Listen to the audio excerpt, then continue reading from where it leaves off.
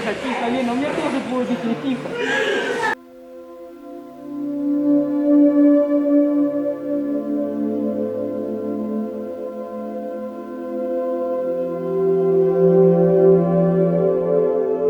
Pembatasan pergerakan telah menyebabkan ratusan ribu orang, terutama orang tua yang tinggal di NGCA dengan akses terbatas ke manfaat dan hak sosial, layanan penting, serta telah memisahkan mereka dari keluarga dan teman-teman mereka.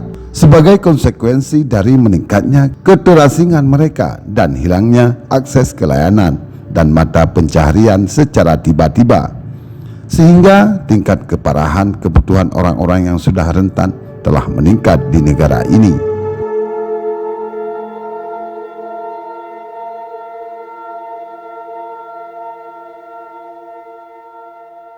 Halo santai mania dimanapun berada, ragam suku dan bangsa di berbagai belahan dunia. Jumpa lagi bersama saya King Host Segelap Dunia. How are you? Apa kabar? Harapan kami tentunya kabar baik, bahagia, sehat, dan penuh semangat. Lagi santai, lanjut aja santainya. Lalu nikmatilah sejumlah informasi tentang dunia untuk Anda. Hanya di channel ini kami mengajak Anda untuk mengelilingi dunia. Tidak lupa kami selalu ingatkan kita semua bahwa dari apa yang kita nonton hanyalah sebagai pembelajaran agar menambah wawasan dan pengetahuan. Negara yang kita kunjungi kali ini adalah negara Ukraina. Siapkan kopi dan bersandarlah. Inilah sisi gelap dunia negara Ukraina.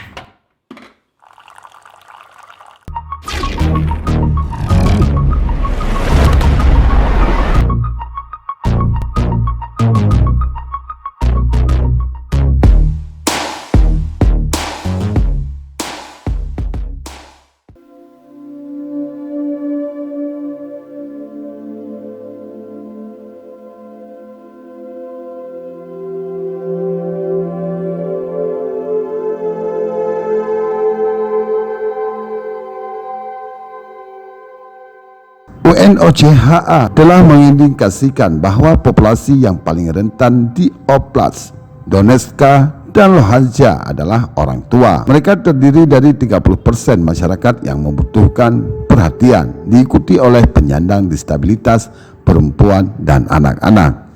Hal ini diakibatkan oleh ketegangan yang terjadi antara negara Rusia dan Ukraina.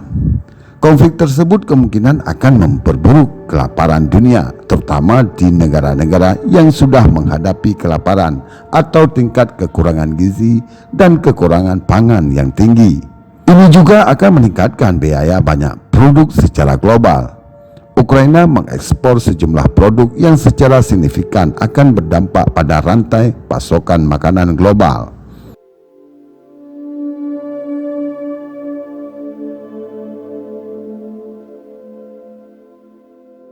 UNOCHA menambahkan dampak COVID-19 terus menciptakan tekanan tambahan pada populasi sipil yang berjuang dan infrastruktur yang menua di atas permusuhan yang sedang berlangsung dan krisis kemanusiaan yang berkepanjangan. Sebagai akibat dari pembatasan COVID-19, orang-orang yang telah konflik telah menghadapi hambatan berat terhadap kebebasan bergerak selama hampir 2 tahun.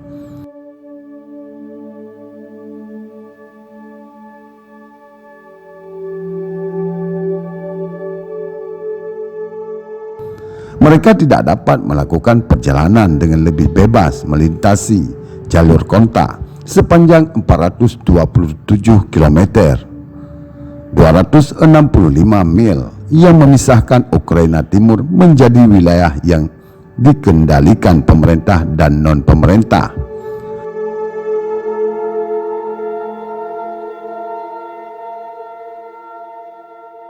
GCA dan NGCA karena hanya 2 dari 5 pejabat entry-exit crossing point sebagian telah beroperasi sejak Maret tahun 2020 yang lalu. Mayoritas pembatasan penyeberangan saat ini diterapkan oleh pihak NGCA sebagai akibat dari penutupan sebagian jalur kontak pada tahun 2021 yang lalu. telah menjadi pengurangan 95% dalam jumlah penyeberangan yang diamati dibandingkan dengan tahun sebelum pandemi. Dari rata-rata bulanan 1,15 juta penyeberangan yang tercatat pada tahun 2019 yang lalu pra-COVID-19 menjadi 59.000 pada tahun 2021 yang lalu.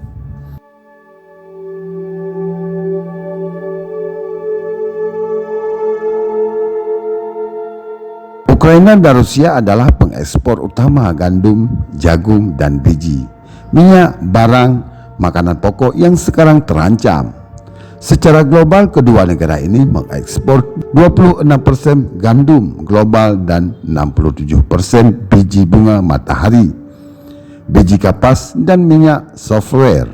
Menurut International Trade Country, ini adalah tanaman kaya vitamin yang penting untuk nutrisi harian yang digunakan dalam skala hal mulai dari roti, minyak goreng, dan pakan ternak. Kedua negara tersebut merupakan pemasok pangan penting bagi negara-negara berpenghasilan rendah dan menengah di mana puluhan juta orang sudah rawan pangan.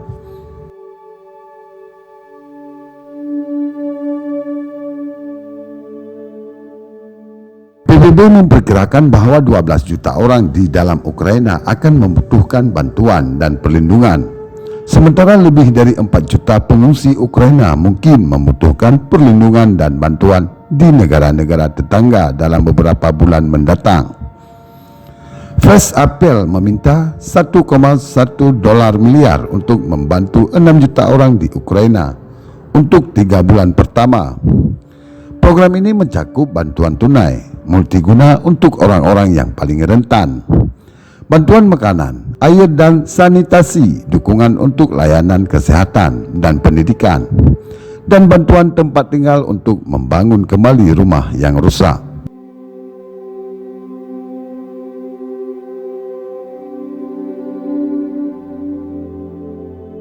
Rencana tanggap pengungsi regional antar lembaga RRP untuk situasi Ukraina meminta dana awal 550,6 juta dolar untuk membantu para pengungsi di Polandia, Republik Moldova, Hongaria, Romania, dan Slovakia, serta negara-negara lain di kawasan itu untuk membantu negara tuan rumah menyediakan tempat berlindung, barang-barang bantuan darurat, bantuan tunai, dan kesehatan mental dan dukungan psikologi bagi mereka yang melarikan diri dari Ukraina, termasuk orang-orang dengan kebutuhan khusus seperti anak-anak tanpa pendamping.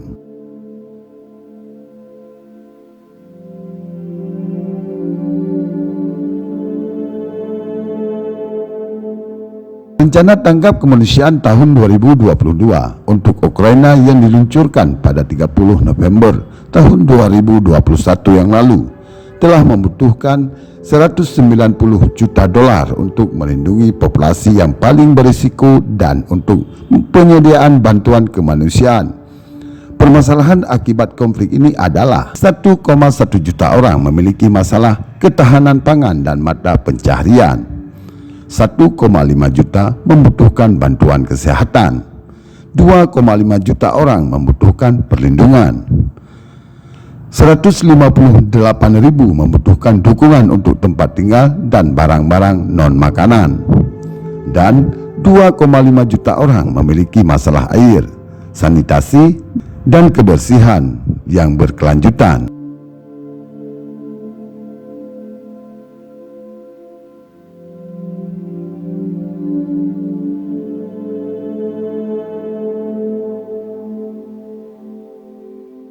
Skala dan urgensi kebutuhan akan terus meningkat karena setiap keluarga yang terpaksa meninggalkan rumah mereka membutuhkan bantuan dengan tempat tinggal, makanan, air bersih, kebutuhan dasar yang mutlak.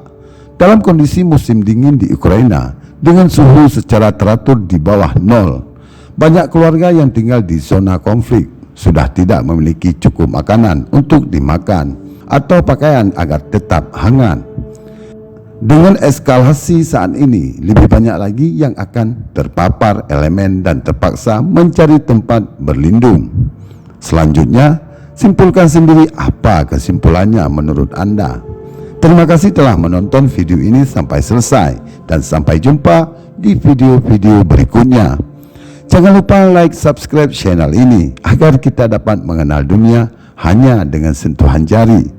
Selamat melaksanakan aktivitas dan sehat selalu. Bye-bye.